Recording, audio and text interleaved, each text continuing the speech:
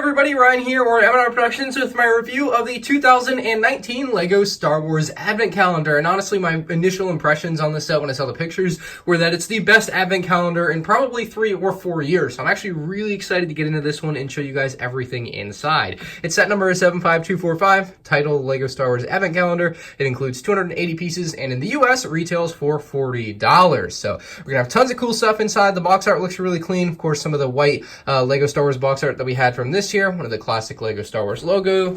On the top, it shows Luke Skywalker in real size, which is really awesome. That's an exclusive Luke Skywalker minifigure, as is the Porg, but you can probably get those pieces elsewhere. The actual Porg headpiece isn't exclusive at all. The actual Advent Calendar inside is going to include 24 different days to open, which is going to lead you right up to Christmas if you do it the correct way, which would be opening one every day leading up to Christmas from December 1st to 24th. You can see more of what's going to be contained inside of this particular Advent Calendar. But anyway, let's go ahead. We're going to cut open the tape and get inside of this. We'll show you how the Advent Calendar works. I'm sure if you've had one before, this is no real mystery to you, but we'll see what the actual art inside looks like. Looks like we have 2 pieces of tape to hold that down, and then you're going to be able to open it up and reveal the actual inside, which it actually looks really nice with the starry night and kind of the, I guess this is the grass of Ahch-To Island with some mountains in the back. I would assume that's what it looks like to me. So let's go ahead and start opening up the days, and we'll go through each thing and show you guys what's up.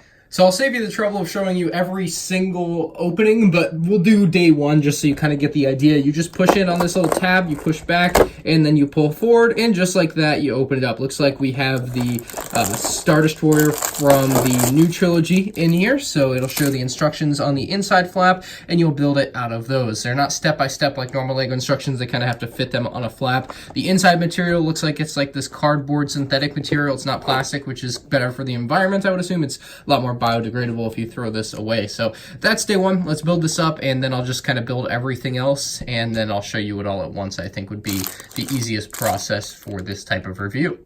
With everything built, and in the interest of keeping somewhat of a surprise to you viewers, if you are to purchase this set, I have left out the order in which all of this stuff is opened. You can have a little bit more fun come December if you decide to pick up this set. I thought that was a bit fair. So we'll take a look at the minifigs in a second, but first we're going to do all the vehicles. Let's line them up and take a closer look. Quite a selection here, though. So we'll start with what I think is the biggest vehicle out of all of them, at least size-wise, maybe not piece-wise, but we have Poe's X-Wing, which I think we've gotten in this scale before, whether it was in another Advent Calendar or as like a little promo thing from a LEGO store, but we've had something like this before. It just looks too familiar to me, but it's a nice little build. It's probably my least favorite build. I just never love the X-Wings in this style. I always find them to look a little bit awkward, but if you're into that, you get a Poe's X-Wing. It's just not the best build in the set, but at that I'm nitpicking. It's not that bad at all.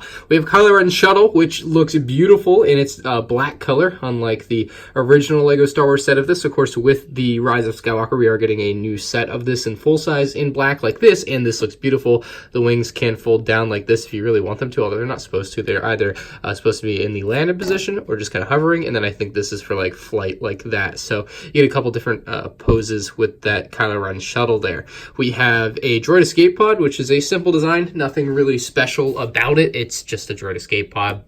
We have a couple original trilogy items. We have a Corporate Alliance tank droid, which looks like a little snail. Very cute looking. Got the little tread look in the back. Very nice little build there. And then we actually have an MTT, which other than the front, looks excellent.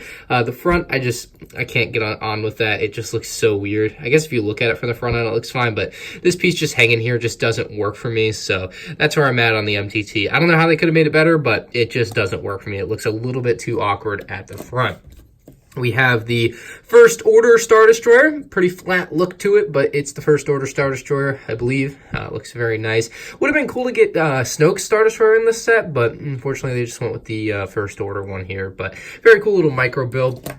And we have the Bespin Twin Pod Cloud Car, which is going to actually go nicely with one of the minifigs there that has been knocked down. But this is a very nice micro build of the Twin Pod Cloud Car. Really no complaints about it at all. Really like the way this one came together.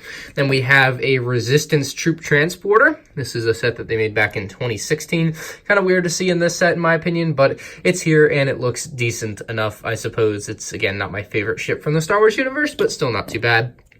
Speaking of ships that aren't my favorite from the Star Wars universe, we have the Jakku quad jumper here, and this thing might be the worst part about this advent calendar. And that's good. That's good. No, this advent calendar is really good. This is not bad by any means, but it's just not great. I don't know.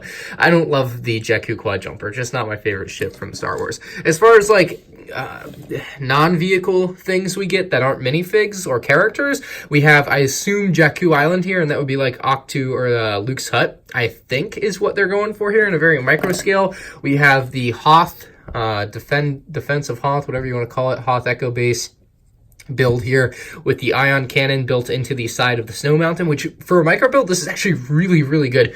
And you have a Hoth turret on front. I almost wish they had done this in white, though. I feel like all the Hoth turrets like that are white, but maybe I'm mistaken. Just a very nice build nonetheless, and you have a little door there leading into the Echo Base. Too bad we don't get a micro snow speeder that could fit in there too. It would be maybe 2 micro. And then lastly, of the builds here, we have what I believe is a First Order turret of some sort, or maybe a Death Star turret. It's not explained on the box anywhere, so I'm not really sure, but it's a turret of some sort, and it actually looks pretty cool. It's got a unique design. Never really seen anything like it from Lego, so no complaints there at all. Really like the way it's looking. You can spin this around on top if you want to move it. It's tough to move, but you can move it, and you can move the little guns on there up and down with relative ease compared to spinning it around. So I like that little build. It's fun, it's tall, it kind of gives something different as far as a look to the advent calendar goes. So that's all your builds and stuff. Now we have some buildable characters in this set, so we'll move all that out of the way. We have a mouse droid here, which is I think the same design that we got in the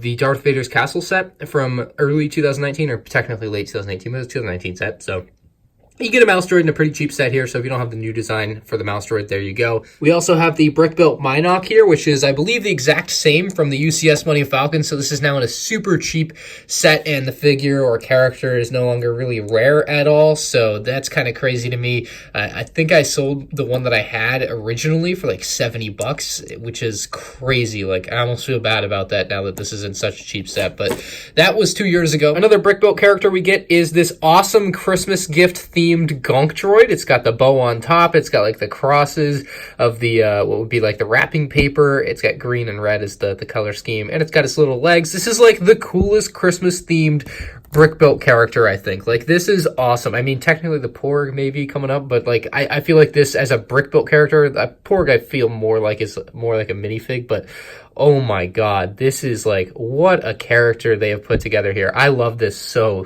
much. Of course, I did mention we do have a Porg, so I'll show you the Porg. Santa Porg, baby. We got a Santa Porg. This is awesome looking. I love the way Lego was able to execute this with the red, the Santa hat on top, and little hints of orange there. So very cool job by Lego with Santa Porg. I am very impressed with the way that one came out. I think that's awesome. Santa Porg also comes with this little gift, so you just set that next to him. We get a Battle Droid minifigure here, just a run-of-the-mill Battle Droid, just a solid inclusion, I guess, but nothing y'all should be too concerned about. We have a First Order Stormtrooper. This is also like a separate day, but it comes with a little turret here for him, but it's another regular old First Order Stormtrooper. I think this is in the Last Jedi style. You can see his head under there, regular angry clone head, so that's a First Order Stormtrooper included in the set. No real crazy thing going on there. We also get a Rebel Trooper in the set, which I'm pretty excited about. I love adding to my Rebel army, and this is going to be a nice inclusion to that. You can see the back side of the print, second face there, just a typical Rebel Trooper. This might be the exact same as the one that we got with the 4+ TIE Fighter. I'm not 100% sure though. We get the Cloud Car pilot here, who is from UCS Cloud City, was previously exclusive to that set, I believe, and crazy to see him in such a cheap set now as well, along with the Minok, but Lego a year later decided to put it in a set, and I think that's okay. You can see on the back side, he's got that little face going on there with a little the glasses has some glare to it, which looks kind of cool. Adds some depth to the character. Very nice little Cloud City pilot. And we have a Death Star gunner, a very cool little Death Star gunner, probably the worst figure in the set, I guess. Maybe the Battle Droid is worse than this, just as like a stupid inclusion to be like a cheap addition for everyone to just get. I think this one's actually not too bad. This Death Star gunner is growing on me, to be honest. Next up, we have Chewbacca, who comes with a little fire so he can cook his Porg. He's eating what I would assume to be Porg, which is kind of interesting considering there's a Porg included in the set, but this is a very nice looking Chewbacca. Nothing exclusive or new that we haven't seen before, but an awesome Chewbacca character nonetheless. Lastly, we have the exclusive Ahch-To Island Luke figure, which I think is awesome. I'm so glad we get this figure. We didn't get him in a set from The Last Jedi, so they included him in the advent calendar. I think it's awesome. He's got his walking stick. He's got a fish that he grabbed out of the ocean around him, I assume. And then he's got a very cool torso print there. You can see a lot of little details are stuck in there. And then same on the backside for his robes. Removing his awesome hairpiece, which I want to say is a new hairpiece. You guys can let me know in the comment section below, but this seems like a new hairpiece. Haven't seen it in a Star Wars figure before, I think.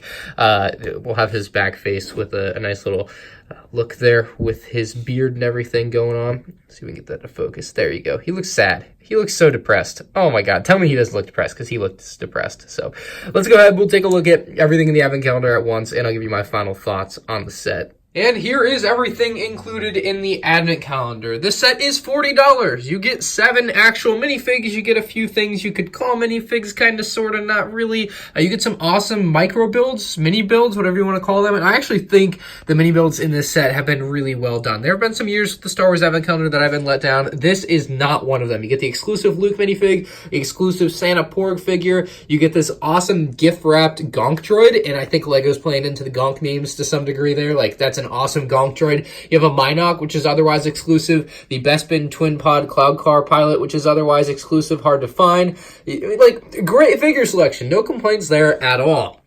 Overall, I want to give this advent calendar an 8.5 out of 10. I think it's a very solidly well done advent calendar. Of course, the $40 price tag is $10 more than the other advent calendars, bar Harry Potter, which just came out this year, but City and Friends are typically $30. You're paying the Star Wars tax on this one for sure. It's an awesome set, but it is a bit pricey. Let me know your thoughts down in the comments section below. I'm interested to see what you guys have to say. I really like this, though. It's the first advent calendar I've been excited about in quite a few years, so I'm happy about it. I think you guys should pick it up. I would recommend it to you if you've been thinking about it. I think it's worth your $40 or $32 if you can find it at Walmart on rollback. So that's the 2019 LEGO Star Wars Advent Calendar. Keep an eye on my channel for the review of the 2019 Harry Potter Advent Calendar, and I'll see you guys in the next one. Peace out.